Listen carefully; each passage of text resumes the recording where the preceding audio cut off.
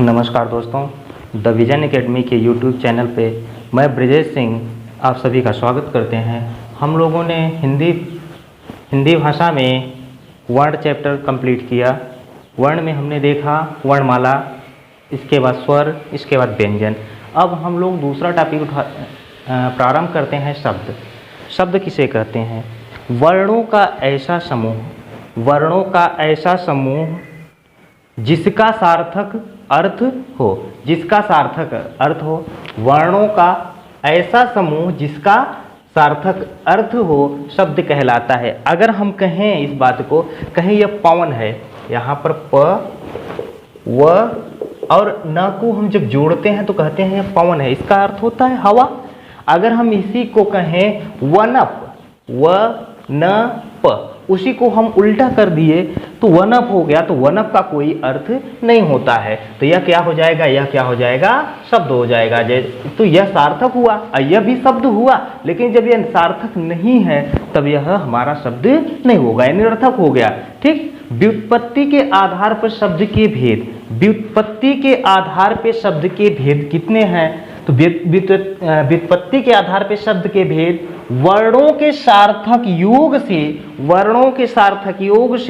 एक प्रकार बनता है जिसे हम रूढ़ शब्द कहते हैं। क्या कहते हैं? रूढ़ शब्द कहते हैं। दूसरा होता है शब्दों के सार्थक योग से हमारा बनता है यौगिक शब्द और रूढ़ शब्द। ठीक। रूढ़ शब्द किसे कहते हैं? बात आती है, ऑल ओवर देखते हैं। तो इस प्रकार व्युत्पत्ति या बनावट के आधार पर शब्द के तीन भेद हुए। कौन कौन? रूढ़ शब्द, यौगिक शब्द, योग रूढ़ शब्द। अब बात आई रूढ़ शब्द के किसे कहते हैं? रूढ़ का मतलब होता है जो अडिग हो। कैसे हो? अडिग हो। रूढ़ का मतलब एक समझ में आता है कि अडिग हो, अपने को बदले ना।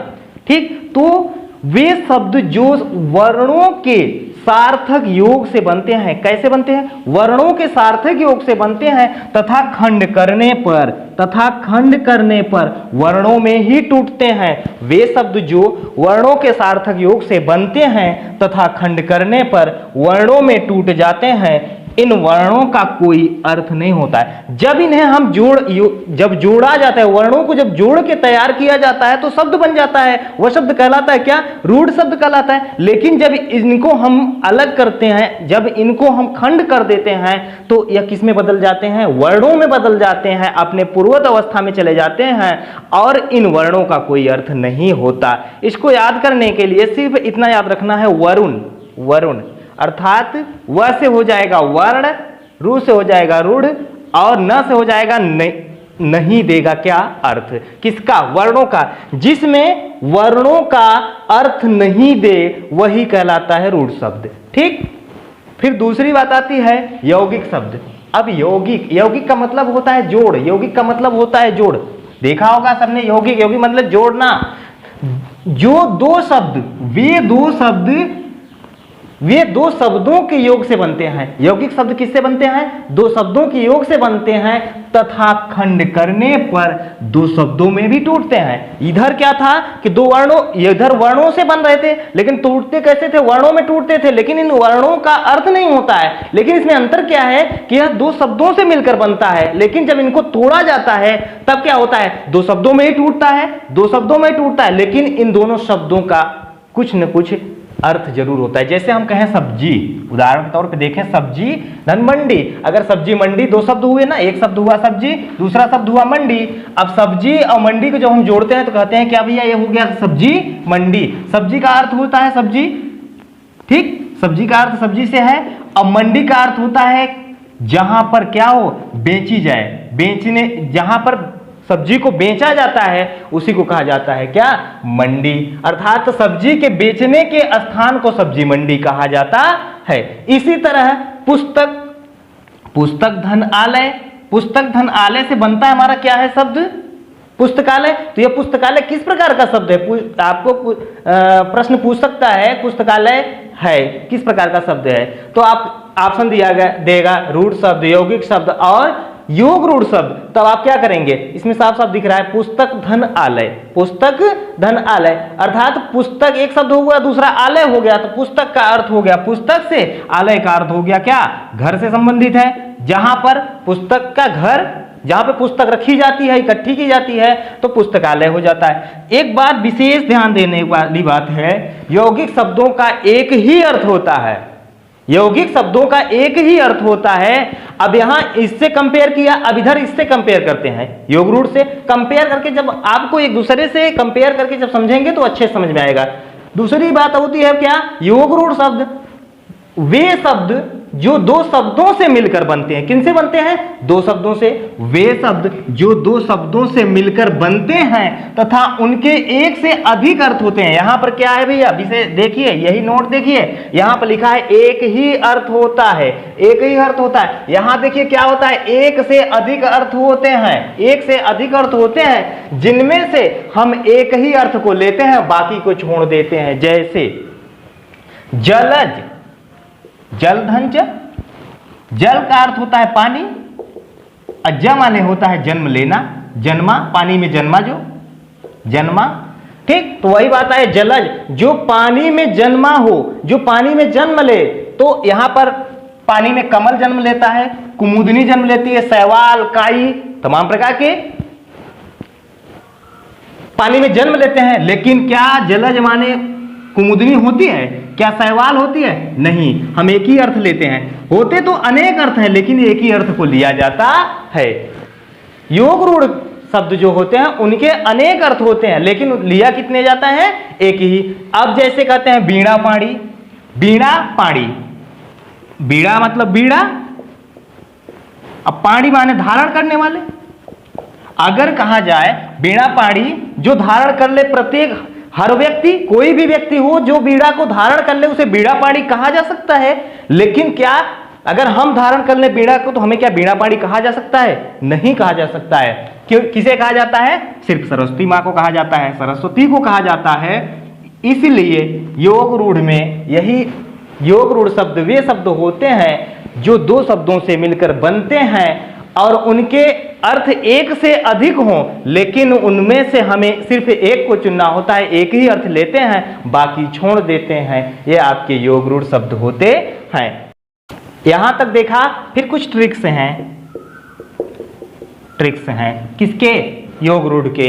जैसे देखते हैं, पानी के पर्यायवाची, पानी के पर्यायवाची, पर्यायवाची शब्द, पानी के पर्यायवाची शब्द क्या कौन से शब्द होते हैं भैया? पानी के पर्यायवाची शब्द होते हैं योग रूढ़ शब्द। जैसे अगर कहा जाए पानी के पर्यायवाची शब्द को हम कहें, जैसे जलद, जलद, जलद, जल माने पानी, अद माने देने वाला, ठीक। पानी देने वाला, पानी कहां कहां से हमें मिलता है? तो जैसे हम कहें अब कुआं, तालाब, नदी, बादल,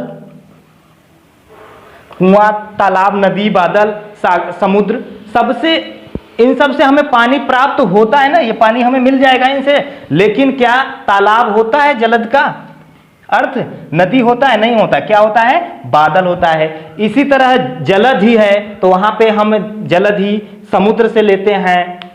और दूसरी ट्रिक है,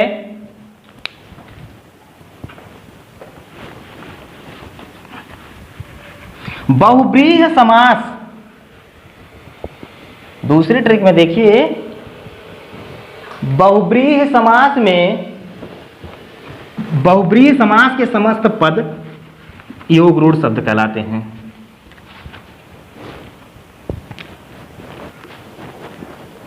बहुब्रीहि, बहुब्रीहि समास में, बहुब्रीहि समास के समस्त पद क्या कहलाते हैं? योग रूढ़ शब्द। जैसे कहा जाए दशानन, दशानन, दशानन, दशानन कहने से 10 हैं आनन, तो जिसके 10 आनन हैं अर्थात 10 सिर हैं, 10 आनन माने सिर, सिर। अब जिसके 10 सिर हो जाएंगे, क्या उसे हम कहेंगे क्या? लेकिन यहाँ पे सिर्फ किससे लिया जाता है? रावण से लिया जाता है। इसी तरह लंबोदर है, लंबोदर है, तो लंबोदर है, लंबा है उदर, जिसका पेट बड़ा हो जाए, लंबा उदर हो जाए, तो क्या उसको हम गणेश जी को माना जाता है? नहीं, लंबोदर सिर्फ गणेश जी को माना जाता है। ठीक। तीसरा है आपका उपनाम और उपाधियां। उपनाम और उपाधियों में योग रूढ़ शब्द होता है। जैसे कहा जाए भारतेंद्र, भारतेंद्र कहा जाए तो भारत धन इंदु एक उपनाम